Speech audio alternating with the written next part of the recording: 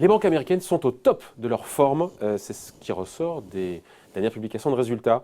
Comment est-ce qu'on explique cette santé étincelante, ces profits records? On en parle avec Philippe Béchat. Bonjour Philippe. Bonjour. Rédacteur en chef de la Bourse au quotidien, 120 milliards de dollars. Et c'est pas rien, 120 milliards de dollars, ce sont les bénéfices cumulés sur 2019 de tous les géants financiers de Wall Street. Année record. Et là on se dit, après on va rentrer dans le dur d'explication, comment est-ce qu'on peut expliquer ça? Mais il y a un décalage qui est frappant, qui est même dérangeant avec les banques européennes qui, elles, sont à la peine. Oui, banques européennes qui ont détruit en plus de ça 60 000 emplois en 2019 et je pense que 2020 n'est guère mieux parti. Aux États-Unis, l'année 2019, ça a été l'année record pour les revenus et bénéfices extraits de l'activité gestion d'actifs. Alors maintenant, il faut inclure BlackRock, bien sûr, pas se contenter des Big Four, des plus grandes banques américaines. Il faut rajouter maintenant BlackRock. Et c'est finalement l'exemple le plus emblématique d'un marché qui a connu une véritable hausse funiculaire durant toute l'année 2019, qui a accru donc les actifs gérés par BlackRock de pas loin de 30% finalement, puisqu'ils en sont maintenant à 7 500 milliards d'actifs sous gestion. C'est l'effet marché, comme on dit. Voilà. Fait que... Et JP Morgan a vu ses revenus de gestion doubler en 2019. Donc, à vous écouter, c'est la gestion d'actifs qui fait entièrement la bonne santé des banques américaines. Non, alors, pour les banques généralistes, oui, c'est le cas. Et Morgan Stanley, JP Morgan, Bank of America, Citigroup, Wells Fargo, encore une fois, des chiffres records. La recette du succès, c'est aussi la banque de détail, ce sont les activités de marché. Tout a été profitable. Ouais. Tout.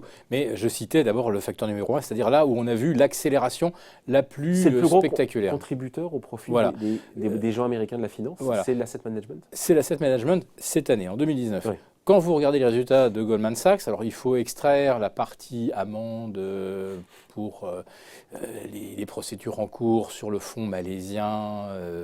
Ils ont fait une provision, j'ai vu, d'1 milliard. Voilà, ça va leur coûter 2 milliards, mais ils ont fait une provision d'1 milliard. Si vous retirez ça, Goldman Sachs fait une des meilleures années depuis son introduction en bourse. Et là, avec également de très très beaux succès dans la gestion obligataire. Donc là, c'est plus la gestion... Activité de marché. Activité de marché pour compte propre. Et là aussi, pourquoi? Parce que 2019 a été une année absolument exceptionnelle en termes de performance des marchés obligataires.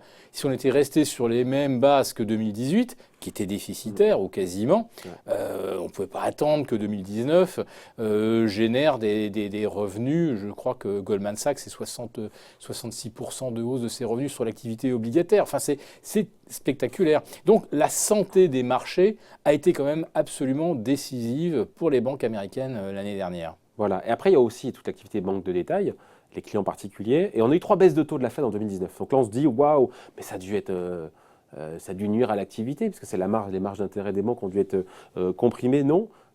Même s'il y a eu un effet négatif sur les marges, les volumes, encore une fois, elles ont réussi à soutenir, encore une fois. Le consommateur américain a répondu présent. Absolument. Absolument, il a répondu présent, là aussi, dans tous les domaines. La consommation, c'est 5,5%, j'arrondis, 5,5% pour 2019. Le crédit à la consommation a progressé dans des proportions équivalentes. Et les 3 baisses de taux ont redonné, bien sûr, du peps à l'activité crédit immobilier. Sur le volume.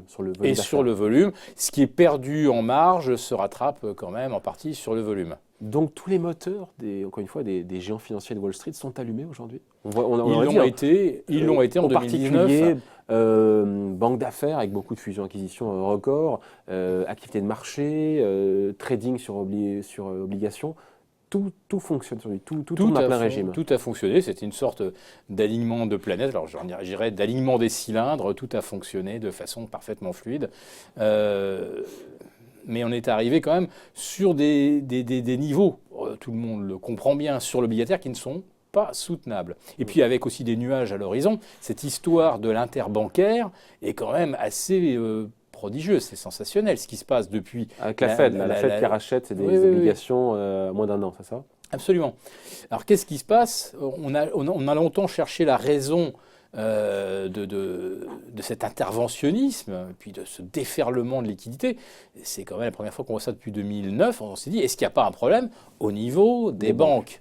C'est de ça dont on a eu peur Les au profits, départ. en tout cas, 2019 montrent que non. Bien oui, bien sûr. Et donc, Mais on pouvait craindre éventuellement qu'il y ait, par exemple, sur des activités de marché un petit peu risquées, qu'il y ait des mauvaises surprises. eh ben non. Et alors, oui et non. Parce que les banques, elles sont les principaux financiers des hedge funds. Elles leur fournissent des liquidités.